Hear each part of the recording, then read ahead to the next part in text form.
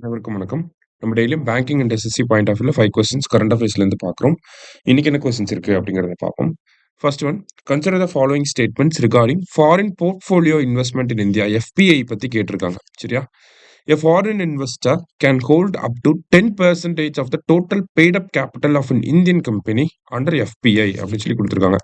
So இப்போ நீங்க ஃபாரின்லேருந்து ஒருத்தர் இன்வெஸ்ட் பண்றாரு அப்படின்னா அவர் இந்தியன் கம்பெனியோட ஸ்டாக்ஸ்ல ஒரு 10% ஹோல்டிங் வச்சிருக்காரு, 10% ஆஃப் த ஸ்டேக் ஹோல்ட் பண்றாரு அப்படின்னா அவரை ஃபாரின் போர்ட்ஃபோலியோ இன்வெஸ்டார் அப்படின்னு சொல்றோம். இதுவே இது 11% மாறுது, 10% எக்ஸீட் ஆகுது அப்படிங்கிறப்ப இதை நம்ம ஃபாரின் டைரக்ட் இன்வெஸ்ட்மெண்ட்டா கிளாசிஃபை பண்ணுவோம். சரிங்களா? அப் டு 10%னா foreign portfolio investment, more than 10% அப்படின்னா அது ஃபாரின் டைரக்ட் இன்வெஸ்ட்மெண்ட் அப்படின்னு சொல்லி சொல்லுவோம். So, foreign portfolio investment is regulated by Reserve Bank of India to ensure compliance with financial laws அப்படின்னு சொல்லி கொடுத்துருக்காங்க. But it is regulated by SEBI, Securities and Exchange Board of India. அவங்க தான் இந்த foreign portfolio இன்வெஸ்ட்மெண்ட்டை regulate பண்றாங்க. சரியா? So 2 ஸ்டேட்மெண்ட்ல first statement மட்டும் தான் நமக்கு கரெக்ட், ஒன்லி கரெக்ட். ஓகேவா? அடுத்து, which country hosted the Nutrition for Growth event where UNESCO released the report education and nutrition learn to eat well அப்படிங்கிற இந்த ரிப்போர்ட்டை யுனெஸ்கோ எந்த கண்ட்ரிலேருந்து ரிலீஸ் பண்ணியிருக்காங்க அப்படின்னு பார்த்தோம்னா நமக்கு பிரான்ஸ்ல தான் நியூட்ரிஷன் ஃபார் க்ரோத் அப்படிங்கிற ஈவெண்ட்டை யுனெஸ்கோ ஆர்கனைஸ் பண்ணியிருப்பாங்க. அங்கே தான் education and nutrition learn to eat well அப்படிங்கிற ரிப்போர்ட்டை ரிலீஸ் பண்ணியிருப்பாங்க. சரியா?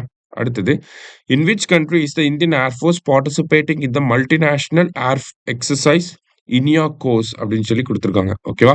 ஸோ இந்த இனியாகோஸ் அப்படிங்கிற எக்ஸசைஸ் எங்க நடக்குது அப்படின்னா நமக்கு ஆண்ட்ரவிடா ஏர்பேஸ் அப்படின்னு சொல்லுவாங்க, கிரீஸ்ல நடக்குது. சரிங்களா? எந்த கண்ட்ரியில் நடக்குதுன்னா கிரீஸ்ல நடக்குது. இது ஒரு ஏர்ஃபோர்ஸ் எக்ஸசைஸ், மல்டிநேஷனல் எக்ஸசைஸ், நிறைய கண்ட்ரிஸ் பார்ட்டிசிபேட் பண்ணுவாங்க. இந்தியாவும் பார்ட்டிசிபேட் பண்றாங்க. கிரீஸ்ல நடக்குது. சரியா? Greece is an European country.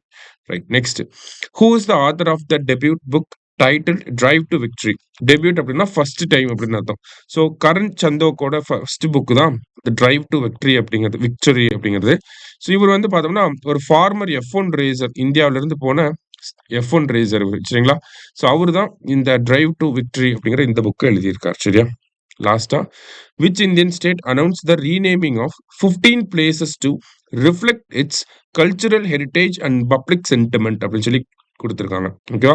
அதாவது முகல் ஏரா நேம்ஸ் எல்லாத்தையுமே மாத்திட்டு அதுக்கு பதிலாக இந்தியாவோட கல்ச்சரை ரிஃப்ளெக்ட் பண்ற மாதிரியான நேம்ஸை ஒரு 15 பிளேஸ்க்கு ஒரு ஸ்டேட் கவர்மெண்ட் பண்ணியிருக்காங்க. எந்த கவர்மெண்ட் அப்படின்னா உத்தரகாண்ட் கவர்மெண்ட் இதை பண்ணியிருக்காங்க. சரியா?